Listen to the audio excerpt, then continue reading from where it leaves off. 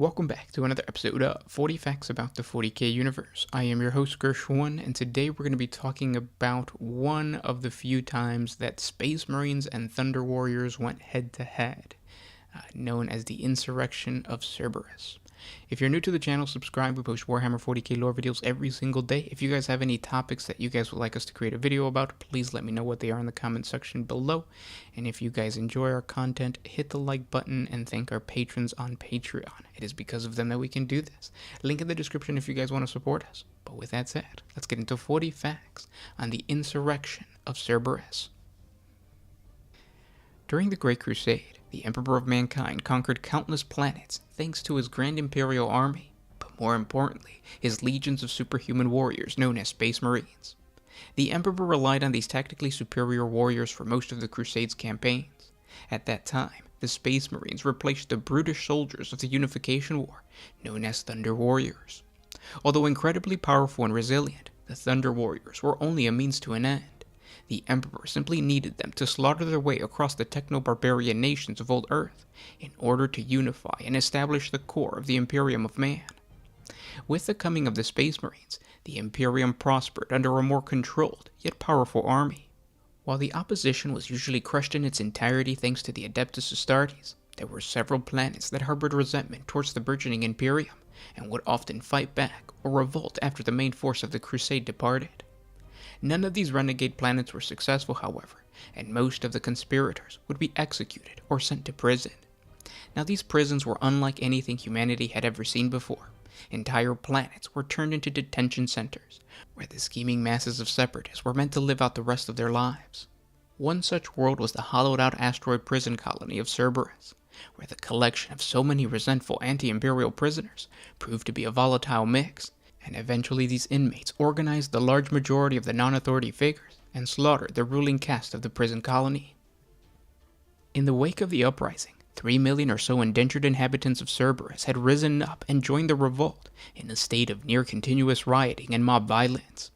The initial attempts to impose order by the Terran troops of the 22nd Dracos Regiment had been thrown back in disarray, as it became apparent that among the insurrectionists was a renegade cadre of outlawed Thunder Warriors, long thought to be dead, but they called themselves the Dight Tar. With many of the Space Marine legions already assigned to the first expedition fleets and en route to the stars as part of the Great Crusade, the Emperor himself dispatched his warhounds to Cerberus. They had the explicit instruction to reclaim the colony and carry the Emperor's wrath to those who had defied him. And so the Cerberus insurrection became one of the very few instances where Space Marines and Thunder Warriors faced each other in actual combat. The Thunder Warriors proved generally superior in melee, and often killing 3 or 4 Space Marines for every Thunder Warrior's death. The presence of these warriors from the Unification Wars was astonishing to the Imperial savants with knowledge of the biological makeup of the Thunder Warriors. It was believed that these brutal soldiers had significantly shorter lifespans, a trait implanted into their genetic makeup to ensure that they only lived long enough to see Terra conquered by the Emperor, and yet here they were, waging war against the very same empire they helped to create. The Thunder Warriors fought with a thirst for revenge. Even though their war gear was inferior to the Space Marines, their endurance and will was hard to match. The Warhounds were built for close-quarter fighting, and so confidently engaged the enemy within the confines of the tight prison structure. Fighting shoulder to shoulder, the Legion suffered terrible casualties within the first few minutes of the engagement. The Thunder Warriors crushed Space Marine heads with powerful strikes, halting the Warhounds' advance, while the human rebels provided supporting firepower. It wasn't long before the Space Marines switched up their tactics and exploited the Thunder Warriors' Mark I power armor, which was only partially powered, making it weak towards ranged weaponry. Taking complete advantage of this fact, the Thunder Warriors' defense began to fall apart. With great respect for the enemy, the Warhounds pulled back on their desire to meet their foes on leveled playing fields. By doing so, the Space Marines hoped to accomplish the complete annihilation of the Thunder Warriors. Knowing that victory was completely out of their grasp, many Thunder Warriors began a systematic retreat. In their minds, their goal was not to succeed, it was merely to watch the enemy bleed. Nevertheless, the Warhounds attacked multiple access points on the asteroid surface, and after a couple of hours, a signal was received from Praetor Commander Hax that Cerberus had returned to Imperial compliance. When asked by the leaders of the waiting second wave how many prisoners to expect to transfer into custody, Axe replied that he was not ordered to take any.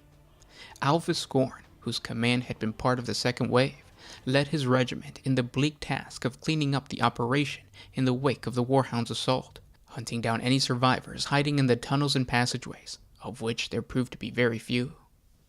Afterwards, he wrote of his experience in his journals, and recorded more than once coming across the hulking carcasses of the armored warriors, often with 3 or 4 dead space marines around him. He wrote of choke points and defense posts covered in blood, and of scores upon scores of insurgents cut down from behind while fleeing in a blind panic, their weapons completely abandoned. The colonel summed up his experience with the following sad commentary. I do not doubt my emperor's wisdom in creating a necessary evil such as these fearsome warriors, nor do I doubt their effectiveness in battle. It remains my fervent hope, however, that though I spend my life making war for the liberation of mankind, that I never again see such inhuman butchery as I have witnessed in the halls of Cerberus. And those were 40 facts on the Cerberus insurrection. If you guys have suggestions for any other topics, please let me know what they are in the comment section below. If you guys enjoy our content, don't forget to hit the like button. It helps out the channel, and it also tells YouTube that you want to see more content related to 40K. So it helps you out and it helps us out. And yeah, thanks for listening, guys. I'll talk to you tomorrow.